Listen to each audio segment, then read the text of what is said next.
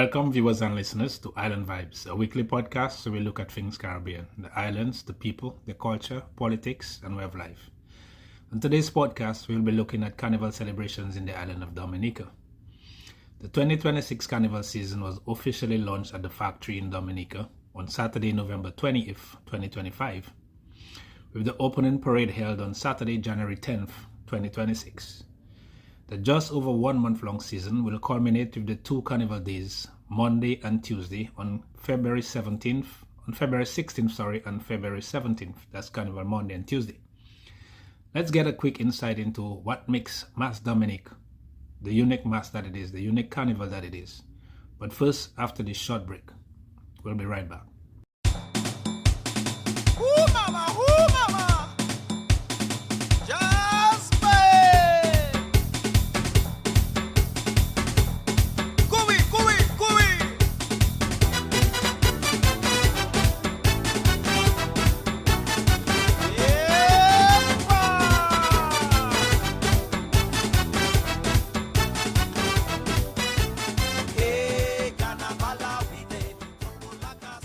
Carnival, which has its ancestry rooted in African and French traditions, started in the Caribbean islands post-emancipation of slavery, that is in the late 1800s, and is celebrated across the islands, though at different dates of the year.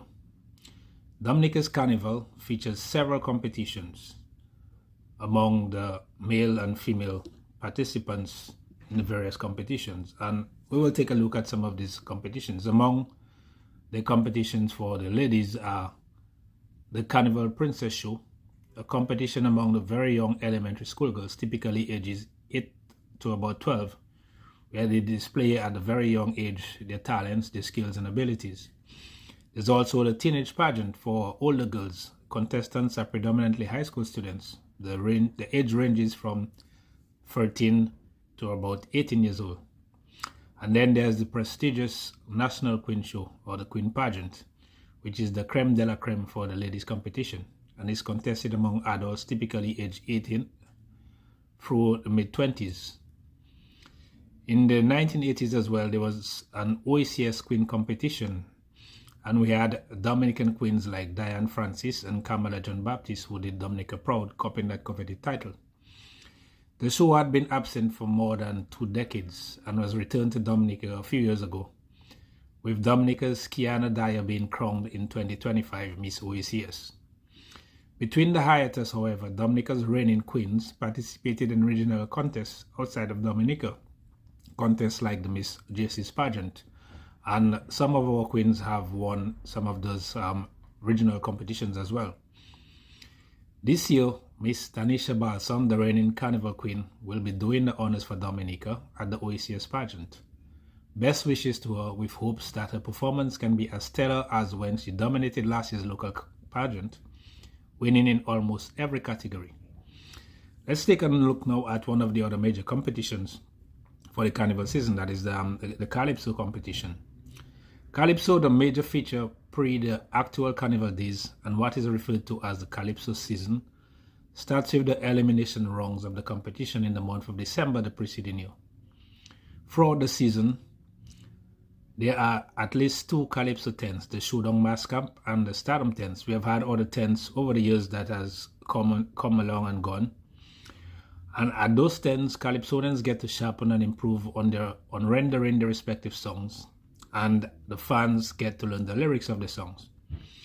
Coming out of the elimination round of the competition and outside of the tents, the highly anticipated National Calypso Monarch competition takes place on the final Saturday of the season, and it is preceded by the quarter and semi-finals, both huge events in themselves, where the proverbial cutting of the necks take place, essentially trimming the pool of competitors for the finals. The year at those 2 preliminary competitions, the quarters and the semis, is always filled with anticipation and expectations, as every Calypsonian has to be at their A game, endeavoring to move on into the competition. You often hear this favorite line at the end of performances, "See you at the finals." Over the years, there has been many casualties along the way to the finals, either Calypsonians slipping up with the faux pas or the judges just not getting it right. This year, the most prolific of our Calypsonians, 10-time monarch Denison Dice Joseph, for personal reasons, will be absent from the competition for the third time in the just over 20 years since he first competed at the Grand Finals in 2003. Having never failed during that time to either make the finals or be in the top 4 each time. Joy Stout is the reigning monarch, her first title captured in 2025. Years gone by as well, there was also the OECS Calypso competition in the late 80s and early 90s. The competition was held usually on the Sunday night following the local monarch competition. As a young boy then, having the opportunity to witness some of the shows, I remember names like Edson Ras Ajamu Mitchell from Grenada and Glenmore Progress Shepherd from Antigua, who competed with the likes of our very own Norman NC Cyril, who was one of the victors of that competition. Outside of Calypso, Carnival wouldn't be Carnival without local music. There was a time when steel pan music dominated the streets in the daytime on Carnival Monday and Tuesday, with steel pan orchestras like Fanta Pan, This Special Orchestra, and Chocolate County. The Swinging Stars Band, the longest reigning band in Dominica, over 60 years, ran the streets from dusk on Monday and Tuesday. At one time, with the absence of bands, there was a revolution of high-fidelity sound systems, hi-fi for short, which ruled the streets for a few years, and that undoubtedly in part caused the disappearance of the steel bands. The most popular of these hi-fis were Wadikole, founded by Leroy Wadix Charles and Francis Ole, who introduced Zouk music to Dominica and to its carnival. There was also the Scientific Rolls, founded by the Roll brothers and family. Over the decades, from 1988, bouyon music, a Dominican genre, has essentially dominated the streets with the evolution of the WCK band, the first serenade band, and the RSB band. The Triple K band bridged the gap between these three illustrious bands to the current and youthful, fast-growing Signal band, the band of the year.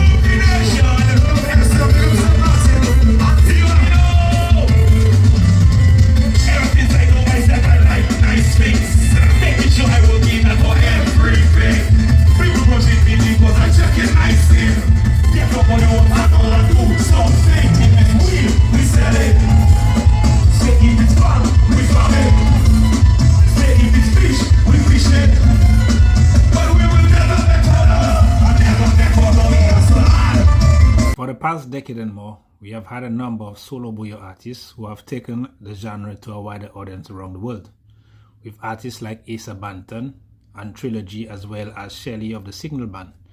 And just last year, one of the most popular bouyon songs come out of Dominica, Someone Else, a collaboration between Trilogy, Little Boy and Kwan, had over 11 million views on YouTube. I'll Be There and Take Me As I Am from the Signal Band and Trilogy respectively also topped 1 million views on that same platform. The weekend of Carnival, there are a number of paid fringe events to include Viva la Carnival, Sauce and Punch, Opulence, Picnic, Sunrise, and there are also boat rides. There's also Bouyon Day that features local bouyon bands and artists, pleasuring the fans with mostly free entertainment, as well as the Lagos Street Jam on the Monday preceding Carnival, which features the Swinging Stars Band and local Calypsonians performing for free on a section of the city streets. Dominica's Carnival, dubbed the Real Mass or Mass Dominic, though it features some of the feathered costumes seen Monday and Tuesday on the streets, as seen in similar celebrations in other nations that celebrate Carnival like Trinidad and Brazil. It is unique, however, and is often described as the most spontaneous of them all. This is because revelers are not mandated to be registered in a band or to have a costume to take part in and to enjoy the carnival celebrations on the streets. For every carnival that I have seen from my boyhood days or experienced and taken part in as an adult, there's always been that opportunity where individuals without registration or costumes would have the freedom without issues to just walk off the sidewalks and start chipping behind a band to the pulsating music. Once they are outside of the rope-cordoned area that protects registered band members, there are no fences separating the bands and onlookers. J'ouvert Carnival Monday Dawn starts with a street jump-up where revelers covered in paint, mud, powder, and some dressed in homemade costumes where they chose to wear whatever they wish, take to the streets to the beats of the lapo cabrit, that is the goatskin drums, and to calypsos, and in the later hours of the morning to boya music from the popular bands. In fact, some of those bands over the years has had their own organized J'ouvert bands, like Signal Band's Illumination. There's also the traditional old mask on Carnival Monday that features the Black Devils or Darkies, where individuals covered from face to toe in a suit of charcoal with car horns on their heads. There's the band Movie, folks donned in scary mask costumes and tuft-plated rope whips in their hand, with which they strike the asphalt street, making these loud, frightening sounds.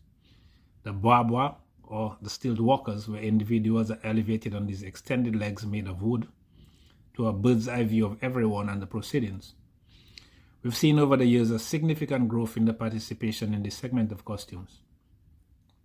In the 50s and 60s, there was the Cowboys and Indians, where revelers dressed in costumes as the name suggests. We also have the Suswell Subi, costumes made of shimmering fabric. The Sensei, which features revelers dressed in costumes made from crocus bags, banana leaves, or frayed rope, was banned for a few decades following an unsolved tragic fire in 1963, which claimed the lives of Eddie Matte, George James, and Eric Shillingford, while scarring others, but it made its return more than 2 decades ago. The morning parade, which showcases the newest Calypso monarch, the Carnival Queen, in a costume, her runners-up in costume as well, the winners of the teenage and princess pageants and their runners-up, along with school bands and other groups, at one time was staged right after J'ouvert on Monday morning. But with late starts and low spectator turnout, the effects of burnout from J'ouvert, it was shifted to Tuesday mornings a few years back. T-shirt bands, which was popular on Tuesdays, was shifted to Mondays. Monday and Tuesday on the streets also features the more expensive costume bands of feather and plumes with iridescent colors and creative designs. Pan music or steel pan, brought back a few years ago, has been a somewhat quiet presence at the street celebrations the past few years. It's one element of our traditional carnival that has sadly not been supported as it should from across the Dominican society, from the political hierarchy to the sponsorships. The players of steel pan are a very minute number in Dominica, in comparison to that of other islands, but they are endeavoring to keep the art form alive, despite the challenges. The carnival celebrations on Monday and Tuesday nights climax with the street jump-up, where the costume and t-shirt bands drop their perimeter ropes, and everyone gets to mingle behind their favorite band for a few laps around the carnival route until shutdown time at 10 p.m. each night, with Tuesday night's jump-up called the last lap. Ash Wednesday, the following day, a symbolic celebration known in Creole dialect as Tewe Vaval or Berry Carnival, though not literally, takes place in the territory of Dominica's indigenous Indian people, the Kalinago. At that celebration, there's a procession with a coffin, supposedly with carnival closed within, which is placed on a bonfire and set ablaze, not buried. From this point, traditionally, no one speaks carnival, plays boyo music or calypsos, as it also is the ushering of the Lenten season in a country that is predominantly Catholic. Carnival somehow miraculously resurrects, not on the 3rd day, but in December of the year, at the eliminations of the Calypso competition, and this happens every year.